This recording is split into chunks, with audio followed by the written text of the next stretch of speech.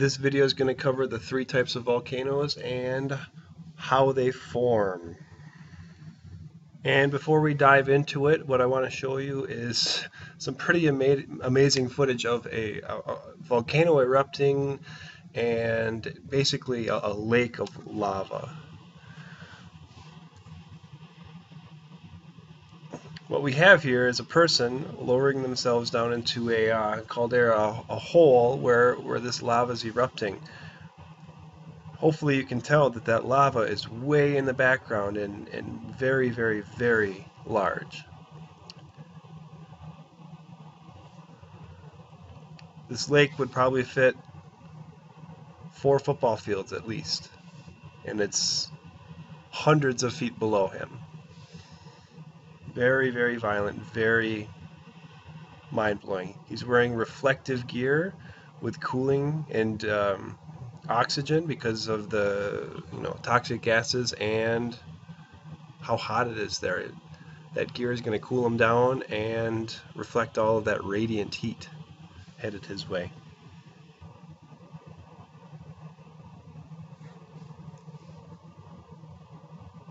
If you want to finish this video, go into the notes and find. Great, so how do volcanoes form? Volcanoes form in areas where magma has made its way to Earth's surface. Magma in the asthenosphere, or the upper mantle, has a lower density than the rocks on Earth's crust. This difference in density, combined with the extreme heat and pressure, makes magma rise upwards, pushing into the Earth's crust. Sometimes the magma is able to push and melt its way all the way through the rocks of the Earth's crust and makes it to the surface. Here the magma cools, forming a mound we call a volcano. So how do volcanoes form? Volcanoes form where magma has made its way to Earth's surface. When magma erupts from the surface and cools, it forms a volcano.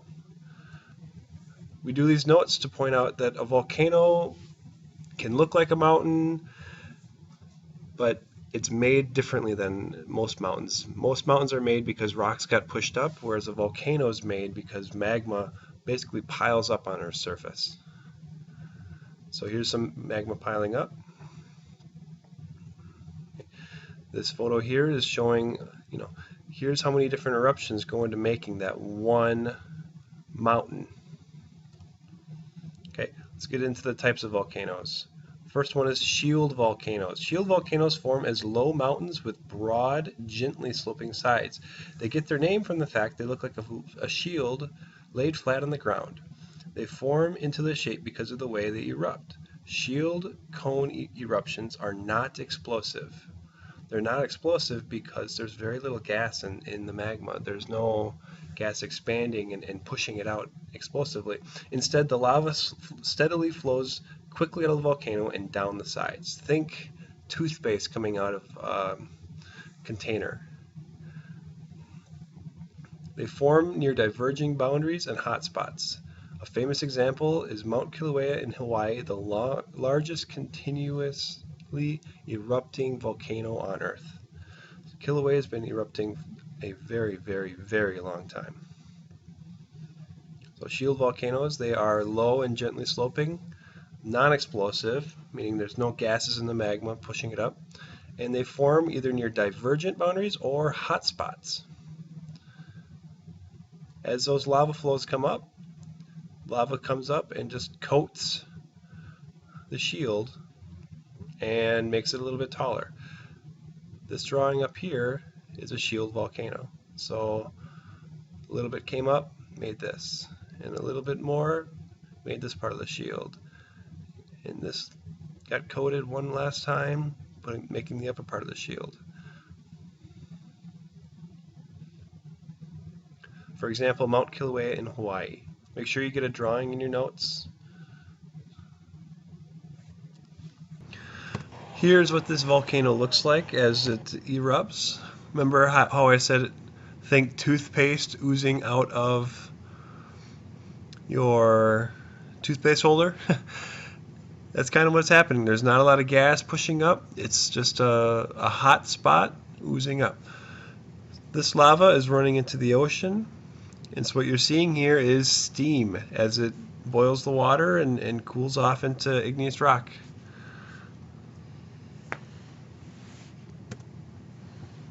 Here's a closer view of the lava oozing out of the vent, meeting the ocean.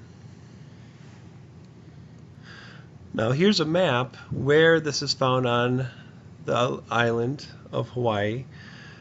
This is where that active volcano has been erupting for a very long time. If we zoom in, what they have mapped out, it's kind of interesting. So here's some steam. You can see the vent crater. You'll notice here they even have labeled, this is the lava flow of 1921. Here's the lava flow of 1961, 1954. So as they recorded those lava flows and been able to study them, they can see that this shield volcano is getting larger with each flow. Now there's one more interesting thing I want to show you. If we zoom out, here's the island. Okay. If we zoom out further, what people don't realize, well, that island, of course, is sitting on top of the ocean floor. It's built up. There's lots of island that we can't see. Now on a map, all you see is a couple of dots for the other islands. But if you look, you'll see that there's much more there that we can't see. As we go back along the chain of islands, you'll see that there's much more going on the floor than we can see on the surface of the ocean anymore. Let's zoom out even more. So here's the current volcano. Here's where the volcano used to be flowing. Okay, if we look on these islands, we see that there are dormant volcanoes. So there used to be a volcano, but it's dormant now. And if we look further and further back on the ocean floor, we see where that volcano used to be. And it goes for a long way. And what it looks like, since we know that the Pacific plate here is moving in this direction, basically it seems as if the same hot spot inside the mantle stayed in the same place, the plate has just moved so slightly. So if where the mouse pointer is where the earthquake is, a long time ago that hot spot was here. The plate moved, now the hot spot is here. Now the hot spot is here. Now the hot spot is here. Now the hot spot is here. And so on and so forth. That plate moved over the hot spot until today. The hot spot seems to be in the same place, but the plate has moved all of this distance, and we can see that in the islands. Anyway, that was shield volcanoes. Let's go on to cinder cone volcanoes. Cinder cone volcanoes form as very steep-sided mountains. They develop this shape because unlike shield volcanoes, cinder cone volcanoes have super explosive eruptions. The explosiveness of their eruptions is due to all the gases like carbon dioxide, sulfur oxides, and water vapor that are trapped inside the magma. When the magma reaches the surface, the trapped gases are suddenly released and they explode. In other words, those gases are under high pressure when they're underground, and when they finally get near the surface, they're able to expand. And as they expand, they basically act like an explosion, and they blow rock way up into the sky. So cinder cone volcanoes, very steep-sided volcano. They have very explosive eruptions. For example, they have a lot of gas in the magma. And basically a cinder cone is loose rocks that are simply piled up very tall. So a cinder cone volcano, and in your notes you should always try to make a good drawing that's clear and shows what's going on. You have a vent and then just a pile of rocks from that magma cooling and piling up. Now you can imagine a loose pile of rocks would erode very quickly, and it does. However, there's an example in Paracuta in Mexico. What happened was there was a farmer, and in his cornfield all of a sudden a crack opened up and it started steaming. And then one night the farmer noticed that there was some hot rocks coming out, some lava just sort of shooting out. And over the next couple of years, what formed was this. This is the volcano that formed in that farmer's field. Obviously, it's not a field anymore. Paracutin is located in Mexico. The red arrows on it. As we zoom in, you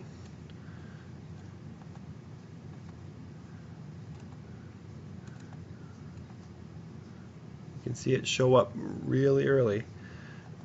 So here's the cinder cone, and then here's all the ash that collected from all the other flows and all the other debris.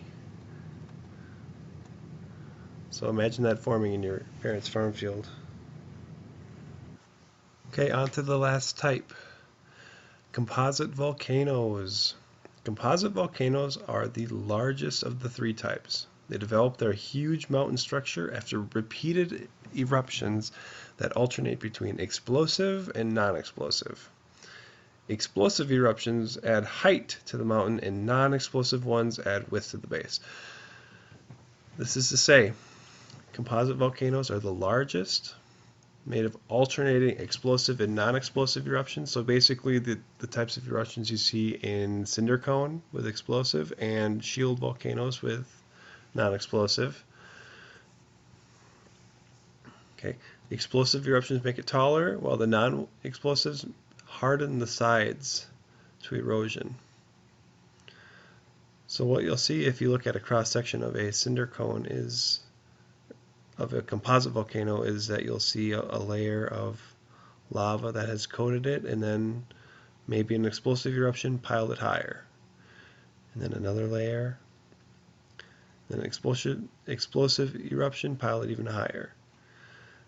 So our best example here in the United States is Mount St. Helens in Washington State. Here's Mount St. Helens right before it erupted.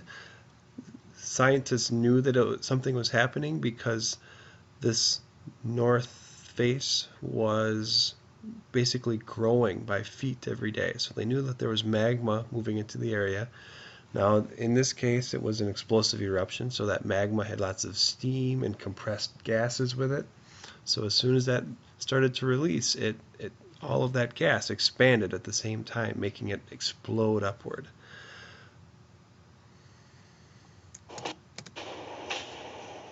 Within 10 seconds, the volcano's northern flank collapses in the largest landslide in recorded history. It releases millions of tons of magma in a colossal explosion.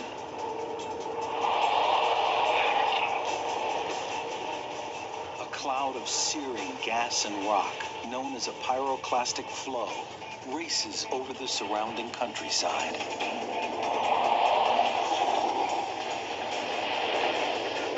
Forests are flattened.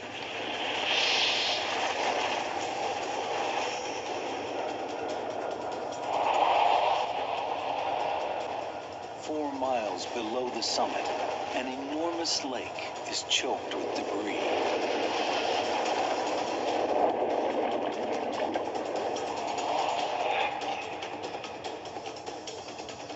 The eruption continues to shoot poisonous steam and ash miles into the air.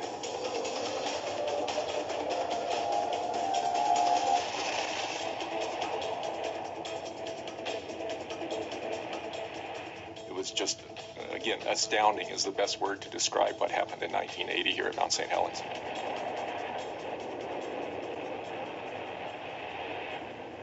The northern slope of the mountain is buried in several feet of ash.